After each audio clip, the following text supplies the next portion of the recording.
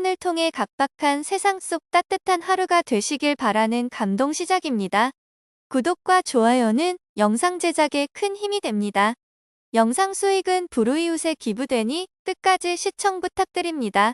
많은 사람들이 어떠한 나라에 여행을 가게 되었을 때 제일 많은 영감과 여행의 묘미를 느낀다고 알려진 곳은 바로 그 나라에 도착하자마자 마주할 수 있는 그 나라의 대표공항인데요. 그리고 우리 대한민국의 대표공항이면서도 한국의 대형 하늘길로 알려진 인천국제공항은 다른 나라들과는 차원이 다른 공항 시설물과 깨끗함, 심지어는 근무하는 사람들까지도 수준 높은 서비스를 보여주며 한국을 처음 방문하는 외국인들에게 엄청난 만족감을 주고 있다고 합니다. 오늘 소개해드릴 사연은 자신의 가족, 그리고 태어난 지 얼마 안 된 3살 딸, 아이와 함께 한국으로 방문한 한 독일 여성의 사연인데요. 해당 여성은 한국공항에 도착한 뒤 입국 절차 중 3살 딸 아이의 유모차가 완전히 파손되어 버리는 큰 사고가 발생했지만 이내 자신의 눈앞에 펼쳐진 상황에 눈물을 흘리고 말았다고 하는데요. 과연 그녀와 그녀의 딸에게는 무슨 일이 있었던 것일까요? 함께 사연 들어보도록 하겠습니다. 안녕하세요. 저는 얼마 전 제 딸아이 그리고 모든 가족과 함께 한국으로의 해외여행을 다녀온 독일에서 태어난 독일인 엄마 앨리스라고 합니다. 우리 가족은 가족 전체가 여행을 함께 다니는 취미를 가지고 있는 다른 가족들에게서는 볼 수 없는 다소 특이한 모습의 가족입니다. 어렸을 때부터 저희 어머니는 여행을 다니시는 것을 너무나 좋아한 나머지 5년이 넘는 기간을 항공여행사와 지상여행사에서 근무하셨을 정도이고 심지어는 여행을 다니던 도중 전혀 처음 보는 지금의 저희 아버지와 함께 만나게 되는 운명까지 겪으실 정도로 수많은 여행길에 직접 참가하시곤 했습니다. 그러다 보니 이러한 부모님 밑에서 태어난 저조차도 태어나자마자 상당히 먼 거리에 있는 나라들의 여행에 부모님과 함께 참가하는 것은 물론 학교의 수업 기간이 방학 기간이 아님에도 부모님의 요청으로 정식 수업을 모두 참가하지 않고 해외여행을 다녔을 정도의 경험이 있는 여행의 극성인 부모님의 밑에서 자라게 되었습니다. 하지만 저는 너무나 어렸을 때부터 이러한 수많은 해외여행을 다니다 보니 시간이 지날수록 부모님과 함께 여행을 다니는 것이 기분이 좋은 일이 아니라 마치 몇 개월마다 한 번씩 진행되는 아주 중요한 가족 관련 숙제처럼 느껴지기 시작했고 심지어는 제 또래 친구들은 가족들과 여행을 가고 싶어서 난리를 치는데도 불구하고 저는 오직 집안에서 조용히 공부를 하거나 평범한 학교 생활을 하고 싶은 소망이 있었습니다. 그도 그럴 것이 제가 어렸을 때부터 부모님과 함께 여행해온 나라들은 제 기준에서는 상당히 좋지 않은 경험들이 많았고 몇몇 여행을 시도한 나라들에서는 이미 공항에서부터 서비스가 제대로 이루어지지 않거나 그 나라로 입국하는 과정에서 돈을 요구했던 나라들까지 있어 저에게 제가 살고 있던 나라인 독일을 제외한 다른 나라로의 여행은 점점 더 악몽같이 느껴질 정도였죠. 하지만 제가 얼마 전 처음 경험한 한국 공항에서의 추억은 제가 수년 동안 가지고 있던 이러한 좋지 못한 여행의 경험들을 싸그리 날려주는 것은 물론 저희 부모님께서 왜 여행이라는 것에 열광하고 또 전혀 알지 못했던 나라를 탐험하는 것을 왜 그렇게나 소중하게 생각하셨는지 뼈저리게 느끼는 계기가 되었습니다. 저는 현재 저에게 매우 소중한 태어난 지 얼마 되지 않았고 또 겨우 3살밖에 되지 않은 조그맣고 귀여운 딸 아이가 있습니다. 부모님과 여행을 다니는 것을 그렇게나 싫어했지만 저 또한 부모님과 함께 독일 근처의 다른 나라들을 여행하던 도중 그곳에서 눈이 번쩍이는 듯한 새로운 사랑을 만나게 되어 매우 빠르게 결혼한 아주 특이한 사례라고 할 수 있죠. 그렇게나 부모님의 강제 여행길 참여를 싫어했지만 저마저도 부모님처럼 다른 나라의 사람을 만나 결혼하게 된 것을 보면 아마도 저는 부모님의 딸이 확실하다고 생각이 들 정도네요. 저와 저의 남편은 각자가 살고 있던 나라의 위치 때문에 다소 먼 거리를 유지하는 연애 기간을 무려 2년이 넘는 기간 동안 가지게 되었고 매우 감사하게도 이 과정 중 저와 남편은 단 한 번도 싸우지 않고 서로 묵묵히 신뢰한 채 소중한 시간을 지켜내왔습니다. 그리고 이러한 시간을 버틴 뒤 남편이 다니고 있던 글로벌 회사가 아주 우연한 계기로 독일 지사로 옮겨진다는 얘기를 들었을 때는 세상이 모두 저의 것인 것 같은 행복감이 느껴질 정도로 그렇게 저와 남편은 약 2년의 장거리 연애 기간을 거쳐 독일에서 곧바로 결혼을 하게 되었죠. 결혼을 진행하는 과정에서도 저희 어머니에게 여행 중 만난 사람이라고 하니 볼 것도 없이 결혼해도 될 것 같다는 말과 함께 자기와 똑같은 여행을 통한 방법으로 결혼하게 되는 것은 하늘이 내려주신 기회라며 지금의 저희 남편을 딱 한 번만 보고도 흔쾌히 결혼을 승낙하셨습니다.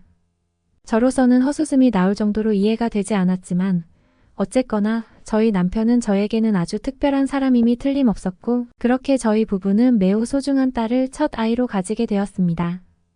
하지만 그렇게나 기다리던 딸이 태어나는 것과 함께 저희의 부부 생활이 더욱 행복해질 줄 알았으나 상황은 전혀 다르게 흘러갔습니다. 저는 자연분만을 통해 아이를 낳는 과정을 진행했었는데 아이를 낳고 제가 잠깐 기절 상태에 빠져 있는 사이 저는 전혀 상상하지도 못한 일이 제 딸 아이에게 발생했기 때문입니다. 저의 임신 과정을 전체적으로 돌봐주던 담당 의사분은 태어난 아이에게서 하체의 발달이 상대적으로 더뎌 보이는 성장, 지연 증상이 나타난 것 같다면서 뱃속에 있을 때 주기적인 검사를 진행했지만 이러한 증상은 태어나고 확인할 수 있는 경우가 많기에 엄청나게 심각한 병은 아니지만 상당히 긴 시간 동안 아이의 하체가 완전히 발달하기 전까지는 다른 아이들보다 다소 걷는 것이 느리거나 하체의 힘이 순간적으로 빠져 넘어지는 일이 많을 수 있다면서 저희 부부에게 충격과도 같은 진단을 내려주셨기 때문이죠. 지금까지 제 인생은 단 한 번의 고비도 없었지만 이날 의사에게 들은 제 딸아이와 관련된 대화는 저의 기억 속의 모든 내용이 온전히 기억될 정도로 충격적인 날이었습니다. 더군다나 소중한 딸 아이를 제가 품고 있을 때부터 제대로 못 챙겨 먹은 것이 원인일까? 스트레스를 받은 것이 원인이 아닐까 하는 생각들과 함께 저는 저 자신을 심각할 정도로 자책하는 것은 물론 태어나자마자 이러한 고통을 짊어지고 살아가야 하는 제 딸 아이를 보니 가슴이 찢어질 정도로 너무나 미안한 마음이 들었습니다.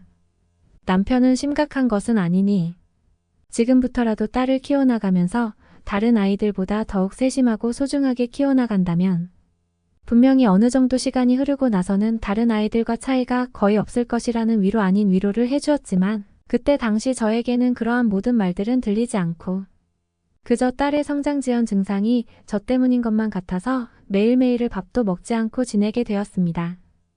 딸은 안전히 출산하게 되어 하체의 발달에 대한 문제점을 제외하고는 안전하게 자라나겠지만 저는 매일 모든 것을 잘 챙겨 먹어 몸의 회복을 도와야 됨에도 불구하고 아무것도 챙겨 먹지 않으니 이제는 저 스스로의 몸마저 건강이 안 좋아지는 최악의 상황에 치닫게 되었습니다. 결국 어느 날 저는 나라도 건강한 체력을 유지하고 있어야 그러한 체력과 정신력을 바탕으로 딸을 더욱 보살펴줄 수 있겠다는 결심을 하게 되었고 그날 이후로 완전히 바뀐 다른 생활 방식을 유지해 나갔습니다. 출산하고 얼마 되지 않은 시간이지만 틈이 날 때마다 운동도 주기적으로 하고 육체적인 문제점을 가지고 있는 자식을 키워나갈 때에는 어떻게 해야 되는지 각종 전문 서적을 살펴보기도 하며 그렇게 저와 저희 남편은 점점 최악의 상황에서 벗어나게 되었고 지금 당장 저희 부부의 눈앞에 있는 소중한 딸, 아이의 성장을 돕는 것이 저희의 인생에서 매우 중요한 과제가 되었습니다. 다행스럽게도 딸은 시간이 지날수록 점점 각종 다리 근육과 뼈의 발달이 빨라지면서 점차 회복되어 갔습니다. 하지만 이처럼 걷는 것에 불편한 증상을 가지고 있는 딸이다 보니 저희 부부와 딸에게 유모차는 뗄래야 뗄 수 없는 기적의 육아용품으로 자리 잡게 되었죠.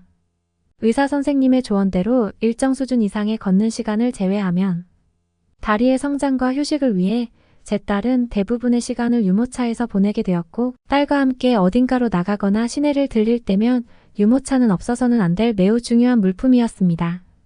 하지만 어느 날 저희 어머니는 딸과 함께 여행을 가는 시간을 가져보는 것이 좋을 것 같다는 제안과 함께 어머니와 아버지 또한 시간을 내볼 테니 저희 부부도 함께 시간을 내서 한국으로의 여행을 딸과 함께 가보자는 말을 하시더군요. 처음에는 걷는 것이 불편한 딸인데 가능할까 생각도 했지만 유모차만 가져간다면 별다른 일이 없을 것이라는 생각과 함께 딸의 다리 또한 무언가 통증이 느껴지는 것은 아니니 딸로서도 성인이 되어 기억이 안 날 수는 있지만 어릴 때 다른 나라의 문화나 보는 시각들을 키워놓으면 좋을 것 같다는 생각에 이르렀고 그렇게 저희 부부와 어머니 아버지 그리고 제 딸은 함께 한국으로의 여행을 떠나게 되는 대대적인 프로젝트를 준비하게 되었습니다. 저는 한국을 단 한 번도 여행해보지 않았지만 어머니와 아버지는 몇 년 전 한 번 다녀와 보았는데 다른 나라들과는 다르게 한국은 치안에 있어서 전혀 신경 쓰지 않아도 되어서 딸과 함께 가는 것이 너무나 좋을 것 같다는 말을 하셨기 때문에 그렇게 저는 제 소중한 딸과 함께 딸의 인생에 있어서 처음인 해외여행을 준비하게 되었습니다. 하지만 유모차가 필수적으로 필요한 딸 아이의 특성상 독일에서 한국으로 떠나는 비행 절차 과정에서 무조건 공항의 유모차만을 사용해야 된다는 몇몇 비행사들이 있었기에 저희 부부는 이미 준비 과정에서부터 상당히 필요한 과정을 거치게 되었죠. 그래도 딸 아이는 무언가 여행을 간다는 사실에 조금씩 자신이 표현할 수 있는 말과 함께 설레어 보이는 모습을 보여주었고, 그런 모습에 저희 부부와 어머니 아버지는 오직 딸만을 생각하며 모든 것을 그것에 맞춘 여행 일정을 하나하나 점검하고 준비하기 시작했습니다. 기나긴 비행 시간이었지만 제 딸 아이는 잘 버텨주었고, 저뿐만 아니라 저와 딸을 도와줄 수 있는 부모님 그리고 남편까지 있었기 때문에 저희는 안전하게 한국의 대표 공항에 도착할 수 있게 되었습니다. 하지만 그 순간 매우 예상하지 못한 일이 저희 부부에게 발생하게 되었습니다.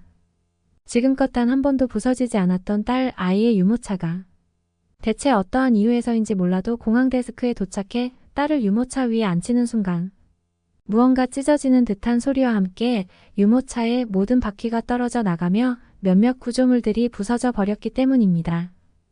다행스럽게도 저희 남편이 딸 아이의 몸통을 잡고 완전히 유모차에 안착시키기 직전이었기 때문에 무너져 내린 유모차의 피해는 딸 아이의 다리에 전달되지 않았고 큰 사고는 막을 수 있었습니다만 무려 3일이 넘는 시간을 한국에서 돌아다녀야 되는데 제 딸 아이의 나이와 몸에 맞춘 유모차가 부서져 버렸다는 사실은 저에게 심각한 패닉을 유발하더군요. 유모차는 하단 부분이 완전히 부러져서 제 기능을 전혀 하지 못하는 것처럼 보였고 저의 부모님은 다급히 도움을 받을 수 있는 공항 직원을 부르러 간 상태였지만 어째서인지 부모님은 20분이 넘는 시간 동안 돌아오지 않았습니다. 남편이 딸을 어깨에 안치고 있는 사이 저는 다급히 부러진 유모차를 치우기 시작했는데 그때 한 한국인이 저희 부부를 향해 유모차가 부러진 것이냐면서 다급히 달려오더군요. 처음 보는 그 한국인 부부는 저희 딸 아이와 비슷한 나이대의 아이를 유모차에 앉힌 채 저희에게 달려왔고 저는 아무런 정신이 없는 사이 남편이 어느 정도의 상황을 설명해주며 혹시나 한국 여행은 처음인데 이러한 상황은 어떻게 해야 되는지 대화를 했습니다.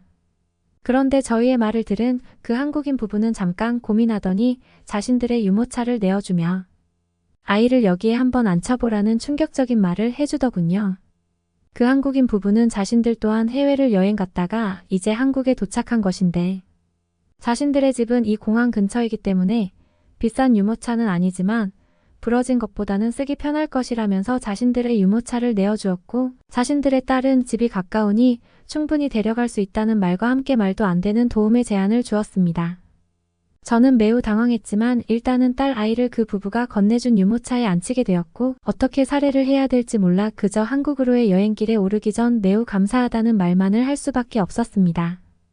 그런데 그 한국인 부부는 공항에도 유모차를 대여해주는 서비스가 있지만 곧바로 여행을 다니기 위해서는 자신들의 유모차를 쓰는 것이 편할 것이라는 말을 하면서 그렇게 좋은 것은 아니니 전혀 부담을 가지지 말고 일단은 유모차에 딸을 앉히고 근처 카페에서 당황한 마음을 돌리라는 매우 친절한 도움마저 주더군요. 상황을 지켜보던 남편 또한 선뜻 자신들의 유모차를 건네준 그 한국인 부부에게 나중에 꼭 빚을 갚겠다면서 휴대폰 번호를 가르쳐달라고 했고 나중에 시간이 괜찮다면 독일로 떠나기 전 꼭 식사를 대접하고 싶다는 말을 했습니다. 저희를 도와주던 그 한국인 부부 또한 흔쾌히 저희의 호의에 승낙했고 제가 더욱 놀랐던 것은 그 부부의 딸 아이마저 제 딸을 너무나 신기해하는 모습을 보이며 당황해하고 있는 제 딸 아이의 머리를 쓰다듬어 주려는 모습을 보이며 마음의 안정을 찾아주려고 행동했기 때문입니다. 지금까지 많은 나라를 여행했지만 이러한 도움은 정말 처음이기에 저희의 대처도 많이 미숙했을 텐데 그 한국인 부부는 능숙한 영어로 대화까지 하고는 저희에게 유모차를 주는 것에 전혀 부담을 가지지 말라는 말을 하며 그 자리를 빠르게 떠나더군요. 순간적인 그들의 도움에 마음이 따뜻해진 저는 여행이 종료되기 전 도움을 준 한국인 부부에게 음식을 대접해야겠다는 생각을 했고 결국 마지막 여행 일정 저희는 다시 만나게 되어 그날의 도움에 대한 얘기를 하며 둘도 없는 친구가 되었습니다. 그들이 저희에게 준 유모차는 항공여행 일정을 진행하는 도중 제 딸 아이의 다리를 편안하게 만들어 주었기 때문에 돌려주기 전에는 깨끗하게 씻어서 주는 감사의 뜻을 표하기도 했습니다. 독일에 돌아온 지금도 그들과 종종 인스타그램 메시지를 주고받으며 대화를 하기도 하는데 조만간 그 부부가 독일에 놀러 온다는 계획을 전해줘 저희는 또 다른 소중한 만남을 준비하고 있습니다. 얼굴도 모르던 저희 부부와 다리가 불편한 제 딸에게 선뜻 유모차를 건네준 그 한국인 부부에게 이 자리를 빌려 감사하다는 말을 다시 한번 전하며 모든 외국인에게 한국으로의 여행을 추천하고 싶습니다. 어떻게 들으셨나요? 다리가 불편한 딸 아이를 위해 준비한 유모차가 파손되는 문제를 겪기는 했지만 선뜻 유모차를 내어준 한국인 부부의 대담하고도 용기 있는 행동으로 이 독일인 가족은 큰 감동을 한 것 같은데요. 이렇듯 우리 한국인들의 용기 있는 도움에 응원과 격려의 한마디를 부탁드리며 우리들 또한 항상 도움을 줄 수 있는 기회를 주변에서 찾아본다면 너무나 좋을 것 같습니다. 너 한국에 다녀온 뒤로 너무 이상해졌어. 정말 왜 그러는 거야? 여기 아일랜드에 가정집 한 여학생을 두고 친구들이 이해할 수 없다는 표정으로 답답해하고 있습니다. 한국에 다녀온 뒤로 친구가 좀 이상해졌다고 하는데요. 대체 무슨 일일까요? 오늘의 사연 시작합니다. 안녕하세요. 저는 아일랜드에 살고 있는 대학생 세레나라고 합니다. 오늘 제가 메일을 보낸 건 제 친구 리에와 관련된 이야기를 하기 위해서인데요. 저와 리에 그리고 엘리까지 이렇게 셋은 정말 친한 친구예요. 저희는 한 동네에서 같이 자라난 소꿉친구인데요. 대학도 나란히 진학했답니다. 학과는 다르지만 같은 대학에 다니다 보니 일상생활을 거의 대부분 함께하죠. 늘 모든 걸 함께하던 저희의 일상에 한 가지 변화가 생겼어요. 리에가 교환학생으로 6개월 동안 한국에 가게 된 거예요. 리에는 건축학과인데요. 평상시에 한국의 주거 문화에 대해서 굉장히 관심이 많았거든요. 꼭 한번 한국에 가보고 싶다며 그렇게 노래를 부르더니 소원 성취를 하게 된 셈이죠. 그래서 저희가 엄청나게 축하를 해줬습니다. 한국으로 떠나기 전날 파티도 해줬죠. 6개월 동안 리에가 한국에서 지내는 동안은 연락을 잘 못했어요. 사이가 멀어졌냐고요? 그게 아니라 시차 때문에 연락이 쉽지 않더라고요. 저희가 아침 8시 한창 학교 갈 준비로 바쁠 때 서울은 오후 4시 리에가 바쁘게 생활을 할 때라서 연락 타이밍이 잘 안 맞았으니까요. 가끔 연락을 하면 한국 칭찬을 입이 마르도록 하며 너희도 꼭 왔으면 좋겠다고 했는데 저나 엘리는 사실 한국에 별 관심이 없었거든요.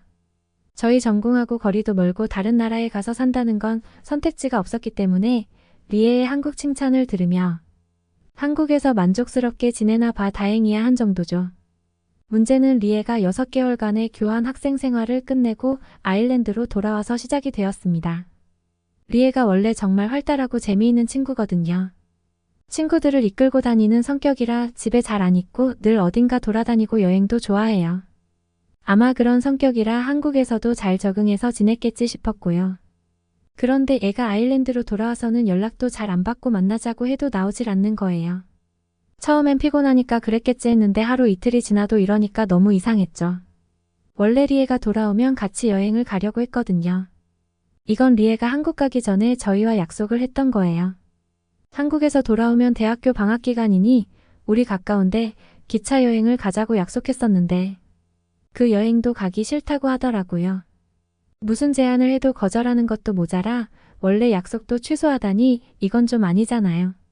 한 달 가까이 이런 식이었는데 짜증이 나다가 나중엔 걱정이 되기 시작하더라고요. 별별 생각을 다 해봤는데 얘가 혹시 이상한 종교에 빠진 건 아닌가 싶기도 했고요. 전화나 문자로는 한계가 있으니 직접 만나야겠다는 생각이 들어 저랑 엘리가 리의 집을 찾아갔습니다. 그런데 저희는 너무 충격을 받았어요. 리의 어머님 말씀으로는 집에서도 많이 무기력해한다고 하시더라고요. 애가 너무 우울해하고 아일랜드 대학을 다니기 싫고 한국에 다시 돌아가고 싶다는 이야기밖에 안 한다고요.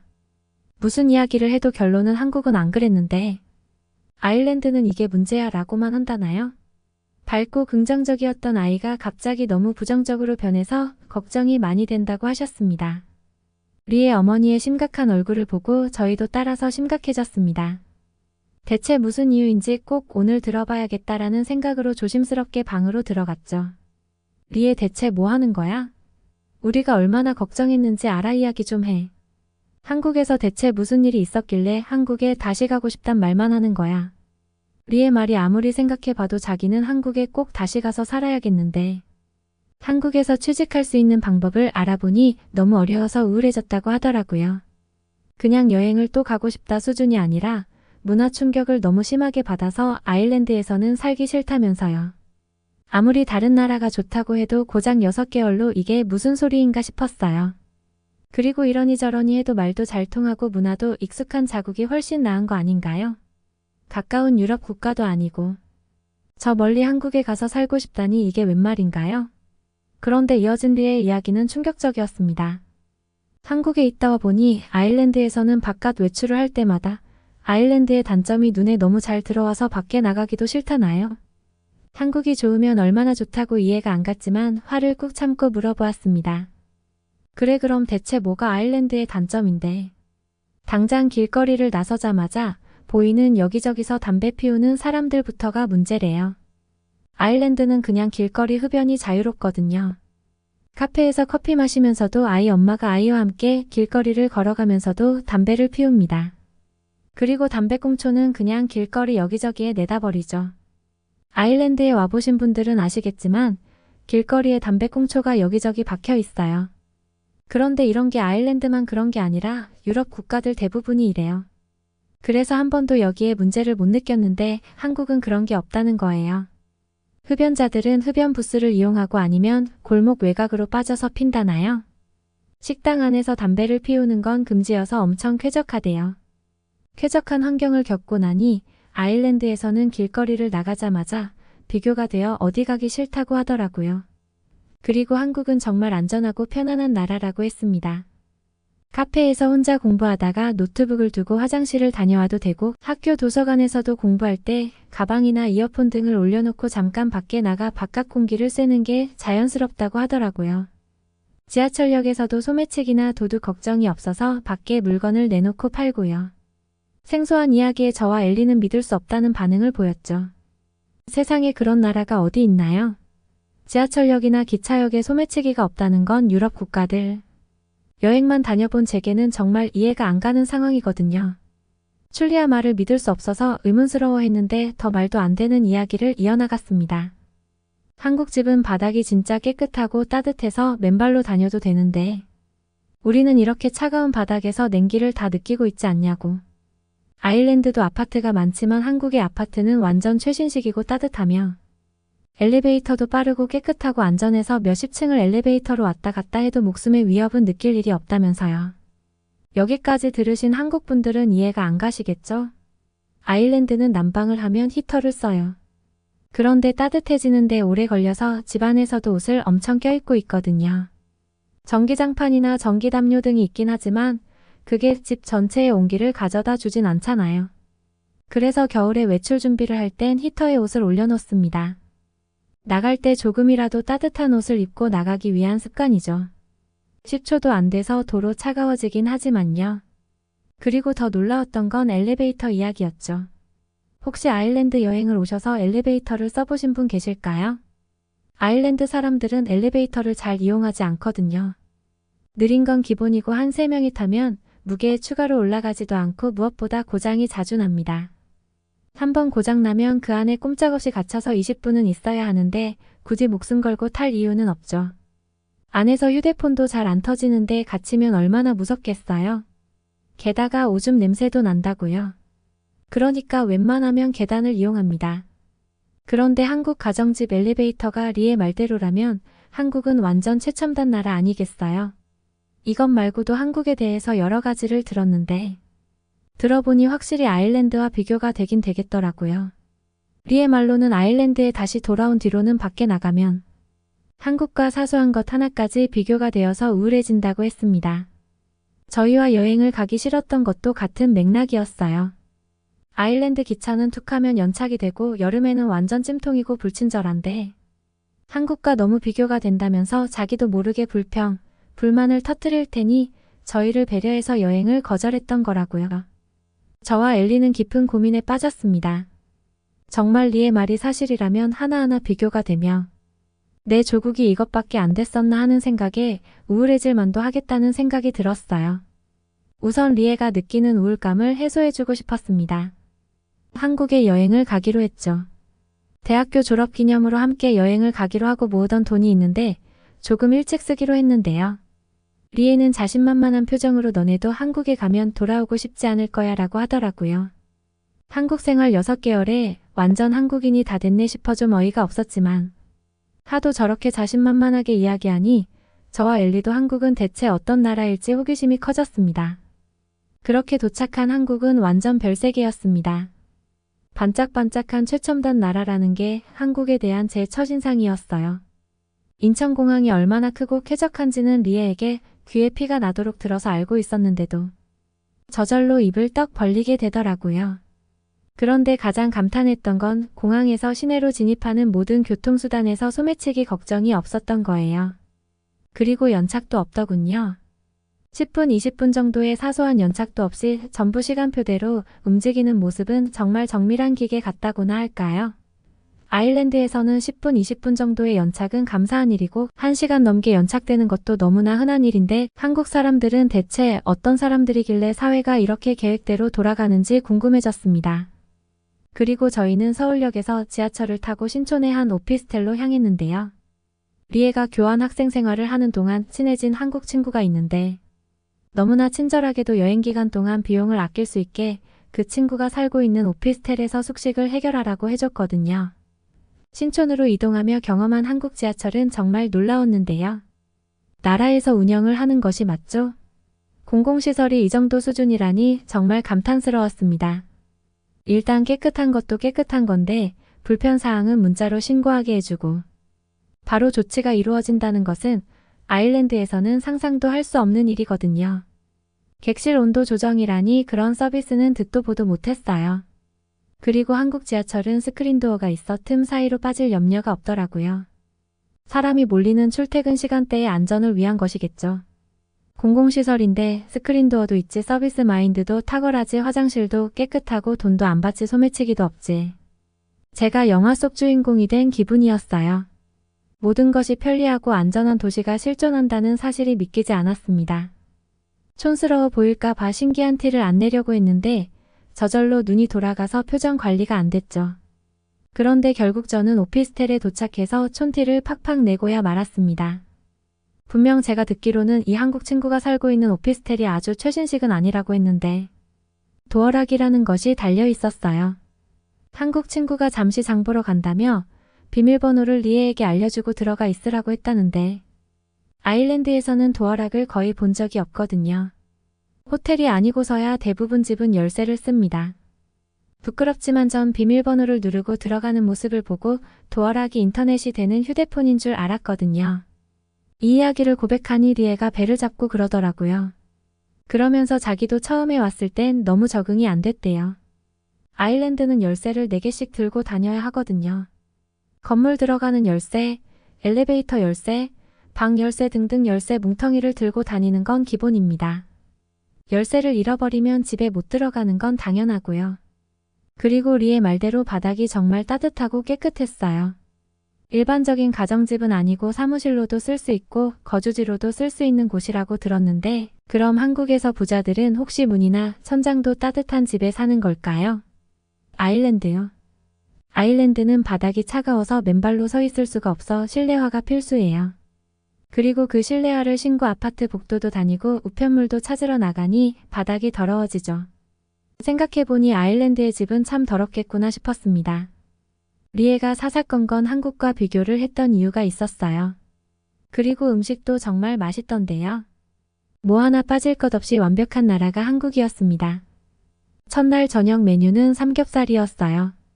한국에 왔으면 꼭 삼겹살과 소주를 먹어야 한다는 리에의 강력한 추천으로 먹었는데요. 저 사실 고기를 별로 안 좋아하거든요.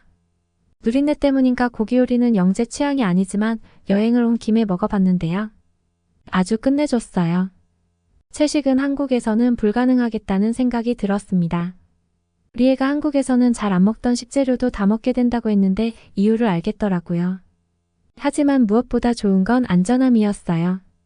말도 안 통하는 외국에 와 있는데 느껴지는 이런 편안함이 생소하면서도 좋더라고요.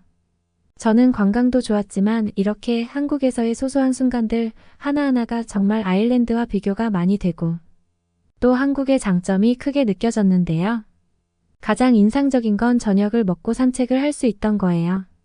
그리고 밤늦은 시간이지만 돌아가는 길에 편의점에서 필요한 물건도 살 수 있었죠. 그것도 편의점이 멀리 있지도 않고 오피스텔 아래에 바로 있더라고요.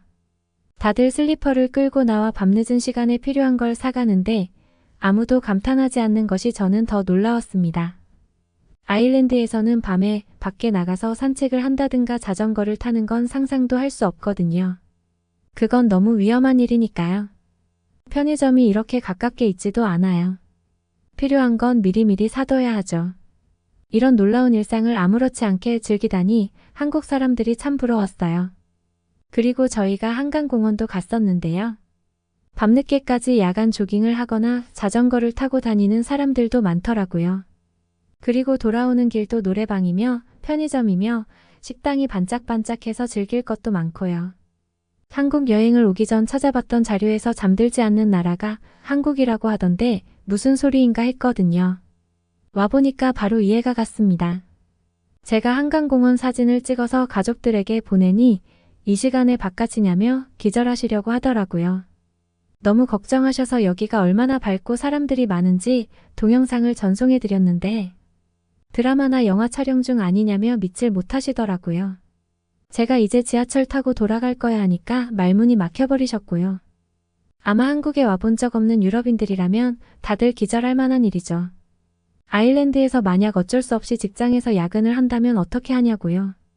대중교통으로 밤 12시가 넘어 다닌다는 건 범죄를 당하겠다고 선언을 한 거나 마찬가지이니 가족 중 한 명이 차량으로 데리러 와줘야죠. 한국에서의 경험을 통해 저는 리에가 아일랜드로 돌아와 우울해진 걸 이해할 수 있었습니다. 아일랜드에서만 지낼 땐 다들 그러고 사니까 그러려니 했지만 너무나 완벽한 사회에 있다가 돌아가니 비교가 될 수밖에 없었을 거예요. 또 리에가 외향적이라서 밖을 다니고 사람들 만나는 것도 좋아하니 당연히 마음에 들 수밖에 없었겠죠. 관광을 하면 명소를 보고 맛집을 가는 것도 좋았지만 사실 이렇게 사소하다면 사소한 순간들이 모여 한국에 대한 좋은 인상을 만들어줬습니다. 사실 좋은 인상을 넘어섰죠. 한국인들에 대한 부러움이 마음속 깊이 차올랐어요. 정말 사소하게는 길거리에 주차가 된 차나 따릉이라는 자전거를 보고도 부러웠는걸요. 이유요? 아일랜드에서는 차 부품을 훔쳐가는 일이 잦거든요. 저렇게 길거리에 주차해 놓으면 누군가가 바퀴를 떼어가서 팔아버리죠. 자전거요. 아일랜드도 자전거 렌트 앱이 있는데 조회해보면 보통 강가에 있는 걸로 나옵니다.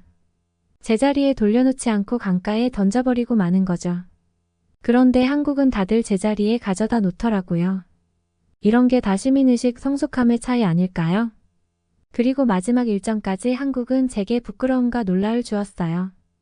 저는 역사 전공이라서 꼭 박물관에 가보고 싶었는데요. 광화문이라는 곳에 가면 박물관 3개가 모여 있다고 해서 광화문으로 향했습니다. 특히 흥미로운 건 고궁 박물관이었습니다. 나중에 직접 고궁도 가서 한복도 입어보고 사진도 찍어봤는데 박물관에서 먼저 역사를 확인하고 가니까 더 재미있더라고요. 서울의 빌딩 숲 사이 고궁이라는 것도 신기했지만 일본에 의해 훼손되기 전 진짜 크고 거대한 경복궁의 모습을 보며 이전의 조선시대 문화가 얼마나 융성했었는지 알 수 있어서 더 놀라웠습니다. 아시아 역사, 특히 한국의 역사에 대해서도 좀 더 관심을 가져야겠다고 생각했어요. 그런데 이 박물관들을 둘러보다가 저는 아일랜드의 현실에 환멸이 났습니다. 보통 이런 박물관들은 다들 정신이 팔려서 구경을 하고 관광객도 많이 찾는 곳이니 아일랜드에서는 아주 긴장을 하고 관람을 해야 해요. 가방은 앞으로 돌려서 꽉 잡고 있어야 하고 휴대폰도 조심해야 하고요. 그런데 다들 너무 여유롭더라고요. 가방을 앞으로 돌려서 꺾여 하는 사람은 저와 엘리밖에 없었습니다. 부끄러운 마음에 스르르 손을 풀어서 편안하게 가방을 들었는데요. 헛웃음이 나오더군요. 아일랜드로 돌아가며 리에에게 고백했습니다. 너가 아일랜드에 있기 싫다고 한 게 이해가 정말 많이 된다고요. 문화 충격을 받았단 말이 이해가 가지 않았는데 도착하는 순간부터 떠나기 직전까지 한국의 아주 사소한 하나하나가 모두 놀라웠는데 6개월이나 살았던 너는 더 했겠지 했더니 빙그레 웃어주던데요. 다행히 리에의 우울함은 한국 여행을 통해 사라졌습니다. 다시 와보니 꼭 한국에서 취업을 하고 싶다는 동기가 강력해졌대요. 그래서 우선 한국어 공부도 하고 차근차근 열심히 노력을 해보려고 한다고 했습니다. 저는 전공 때문에 아마 한국에 와서 살기 어렵겠지만 리에가 한국에 가면 저도 한국을 그 핑계대고 자주 갈 수 있지 않을까 슬며시 기대를 해보려고 합니다. 한국에서 취업을 할 수 있는 기회라도 있는 리에가 너무 부러울 뿐이에요. 제 친구 리에의 한국 취업 응원 많이 해주세요. 한 호주인 교수가 호주 대학생들을 상대로 한국의 독한 면모에 대해서 강의하고 있습니다. 한국은 정말 특별한 나라예요. 인류 역사상 그런 나라는 없었어요. 심지어 한국은 가나보다 못 살았었죠. 한국인들은 돈이라면 다 하나요? 한 호주인 남성이 한국인들이 돈만 좋아하며 미친 듯이 일하는 모습을 보고 고개를 절레절레 흔드는데요. 그러다가 한국에 대해 더 알게 되고는 놀라움의 말을 잇지 못한 남성. 과연 어떤 일이 있었을까요? 오늘의 사연으로 들어가 보겠습니다. 안녕하세요. 저는 호주에 있는 회사에서 한국으로 발령을 받아 한국에서 꽤 오랫동안 일을 하고 있는 한 남자입니다. 저는 한국에 큰 기대감을 가지고 들어왔어요. 직장 동료들이 한국에 대해서 이야기하는 것을 자주 들었거든요. 제가 가진 한국의 이미지는 깨끗하고 친절하며 지적 수준이 높은 나라였습니다. 실제로 한국에 와서 보니 동료들의 말이 틀리지는 않았더라고요. 그런데 이 모든 장점들을 잡아먹을 정도로 치명적인 단점이 한국이라는 나라에 있었습니다. 그건 바로 돈이었어요. 저는 한국 사람들이 돈에 미쳤다고 생각했습니다. 회사에서 마련해준 집에 들어갔는데 집 상태가 썩 좋지만은 않더라고요. 한번 청소를 하기는 해야겠다고 생각했는데 한국에 온 지 얼마 되지 않아서 해결해야 하는 일들이 많았습니다. 회사 일을 1순위로 두고 있다 보니 집은 후순위로 밀리더라고요. 그렇다고 당장 잠을 자야 하는 곳을 지저분하게 둘 수는 없는 노릇이었습니다. 그래서 방법을 찾던 도중에 직원 한 명이 청소업체를 추천해주겠다고 하더라고요. 저는 업체에 전화번호를 줄 줄 알았는데 잠시 후 직원은 자신이 예약을 해두었으니 집 비밀번호만 알려주면 청소업체 직원들이 알아서 청소를 해주고 갈 거라고 하더라고요. 무슨 뚱딴지 같은 소리를 하는 건가 싶었습니다.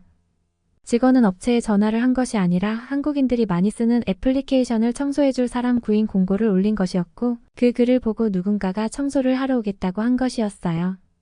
제가 황당했던 포인트는 첫 번째 전문업체가 아닌 곳에서 오는 사람이 제대로 청소를 할 수 있겠냐는 것이었고 두 번째 어떻게 얼굴 한 번 본 적 없는 사람에게 집 비밀번호를 알려주고 청소를 맡기냐는 것이었습니다.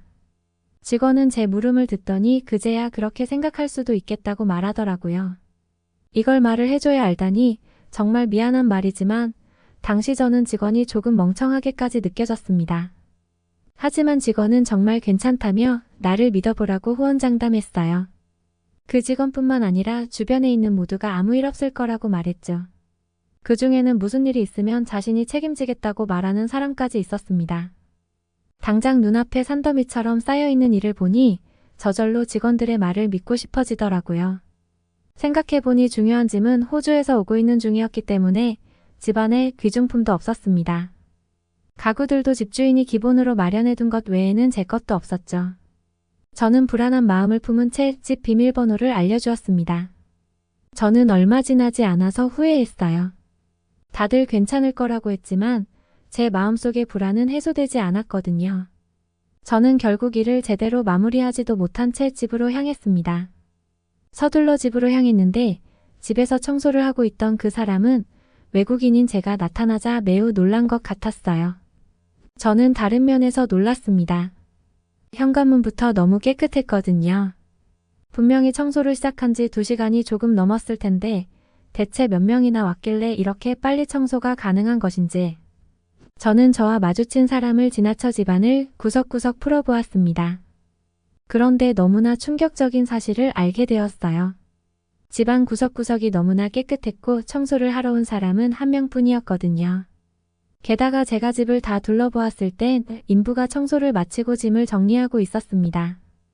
그 사람은 청소용품이 가득 담긴 가방을 메고 오더니 한국말로 무언가를 설명하기 시작했어요. 이해하지 못하는 제가 답답한지 인부는 제게 손짓하며 화장실로 들어갔습니다. 의아해하며 화장실로 들어갔는데 직원은 자신이 들고 있던 청소용품을 천장에 뿌리더니 닦아냈어요. 이미 청소가 되어 있던 곳인지라 크게 달라지는 건 없었죠. 직원은 닦아낸 직후에 저를 보며 담배를 피우는 제스처를 취했어요. 저는 휴대전화에 번역기를 건넸습니다. 직원이 적어준 내용을 본 저는 속에서 화가 나는 게 느껴졌습니다. 인부는 전에 살던 사람이 화장실에서 흡연을 해서 천장에 노란 니코틴이 껴 있었는데 그걸 닦아냈다고 말했어요. 그리고 그건 원래 돈을 받는 것인데 하는 김에 서비스로 했다고도 했죠. 서비스로 해주었다는 말을 믿을 수 없었어요. 당연히 돈을 더 받으려는 것임이 분명했습니다. 원치 않는 서비스를 마음대로 해놓고 돈을 바라다니 집주인이 없는 곳에서 마음대로 초과 근무를 해놓고 돈을 뜯어내려는 행태에 역시 한국도 어쩔 수 없군 어디든 돈에 미친 사람들이 있지라고 생각했어요. 이런 식으로 돈을 뜯어내야 성미가 풀리나라는 생각까지 했죠. 저는 한숨을 푹 쉬면서 얼마를 주면 되는지 물었습니다. 제가 지갑을 꺼내는 것 같자 인부는 손사래를 쳤어요. 괜찮다면서요? 저는 그 모습도 가식적이라고 생각했습니다. 그래서 얼른 돈을 주고 끝내려고 했어요. 그런데 인부는 끝까지 거절했습니다. 그러려고 한 게 아니라면서요? 진짜로 서비스로 한 거라고 했죠. 인부는 도망치듯 자리를 떠나려고 했어요. 부담스러워하는 것 같더라고요. 저는 당연히 팁을 주려고 했습니다. 그런데 그마저도 필요 없다면서 가버렸어요. 도망치듯 떠나는 뒷모습만 바라보고 있는데 그제야 제가 청소비를 제대로 주지 않았다는 것을 깨달았습니다. 직원에게 연락을 했는데 직원은 한국에 온 기념으로 자신이 청소비를 대신 내주었다고 하더라고요. 저는 깜짝 놀라서 직원에게 물었습니다. 아니 청소비가 적은 돈도 아닐 텐데 그걸 내주면 어떡합니까? 직원은 별거 아니라는 듯이 대답했어요. 저는 어이가 없었습니다. 직원의 월급이 어느 정도인지는 제가 제일 잘 아니까요. 넉넉한 금액이기는 하지만 그렇다고 비싼 청소비를 전부 내줄 정도는 아니었습니다. 저는 직원이 저를 위해 무리한다고 생각했어요. 그래서 직원에게 따지듯 물었습니다. 정말 괜찮으니 내가 얼마를 주면 되는지 얘기해줘요. 이 돈을 부담하게 할 수는 없습니다. 라고요. 그러자 직원은 정말 괜찮은데 라고 말하면서 제게 25만 원을 말했습니다. 저는 직원에게 몇 번이고 되물었습니다. 뭐라고요? 직원은 어김없이 25만 원이라고 말했습니다. 저는 최소 100만 원을 생각했습니다. 집이 작은 것도 아니었으니까요. 게다가 직원은 하지 않아도 되는 니코틴 청소까지 해주었습니다. 저는 또다시 화가 났어요. 25만 원만으로 직원을 부리는 회사에게요. 돈 때문에 사람을 갈아 넣다니. 게다가 그 인부는 나이도 많아 보였습니다. 싼 가격으로 손님들을 모아 돈을 벌려는 회사의 운영 방법에 질색하며 직원에게 물었어요. 25만 원을 받으면 그 사람은 얼마나 가져갑니까? 회사가 대부분을 가져가는 게 아니에요. 그러자 직원은 이건 개인이 하는 것이라 괜찮다고 알려주었습니다. 대체 한국은 어떤 나라란 말인가? 한국에 대한 의문만 늘어나면서 며칠을 보냈습니다. 그리고 한국인이 돈에 미쳐 있다는 사실을 알게 되는 일을 또 한 번 겪게 되었어요. 이유는 일을 하는 직원들의 모습 때문이었습니다. 직원들은 정말 1일밖에 몰랐어요.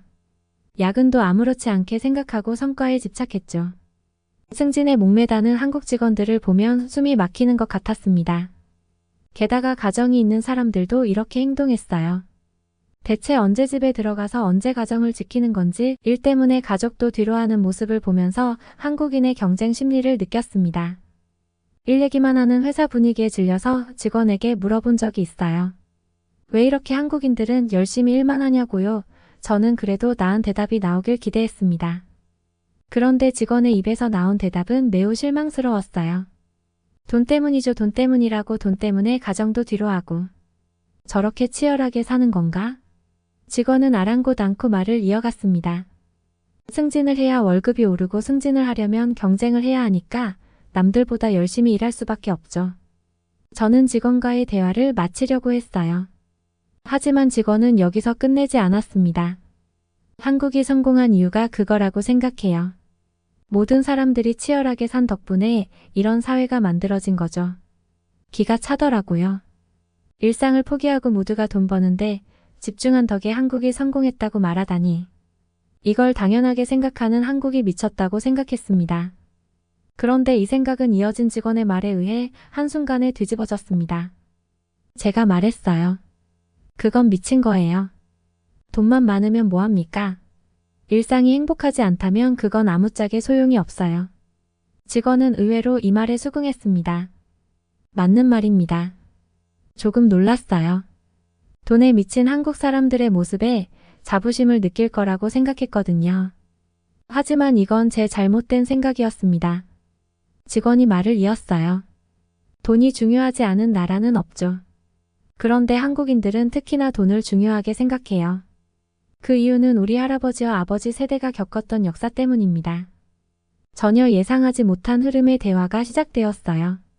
아실지 모르겠지만 한국은 오랫동안 일본의 지배를 받았어요.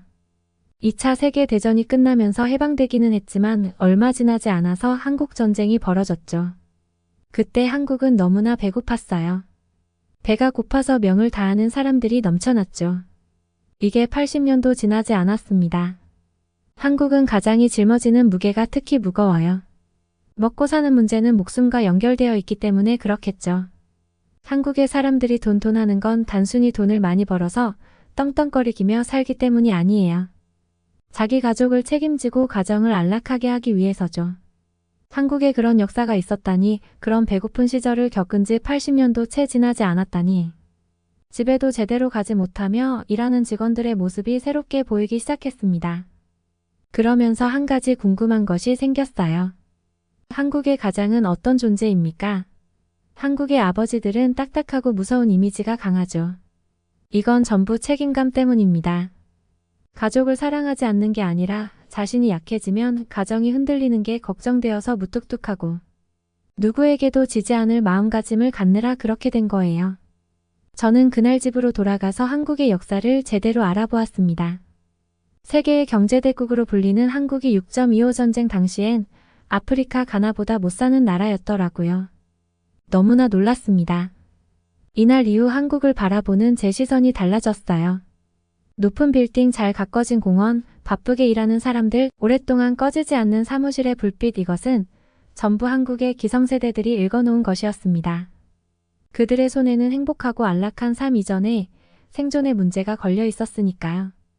그 책임감에 박수를 보내고 싶어졌습니다.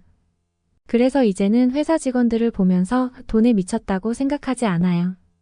그들이 가정일과 회사의 일을 잘 병행할 수 있도록 상사로서 좋은 환경을 만들어지게 노력할 뿐이죠. 제가 겪어보지 못한 과거를 이겨낸 모든 한국 기성세대분들을 모두 존경합니다. 그리고 역사를 이겨낸 한국에게 박수를 쳐드리고 싶어요. 한국의 역사와 현대사회에 대한 새로운 시각을 얻은 호주인이 한국 기성세대와 그들의 희생과 헌신에 대해 알게 되었다니 뿌듯하네요. 그의 경험은 다른 문화를 이해하고 존중하는 중요성을 상기시키며 돈뿐 아니라 가족과 행복을 추구하는 사회의 가치에 대한 깊은 이해를 제공하고 있습니다. 한국의 다양한 측면을 탐구하고 존경할 수 있는 사연자에게도 감사하며 오늘 사연을 마칩니다.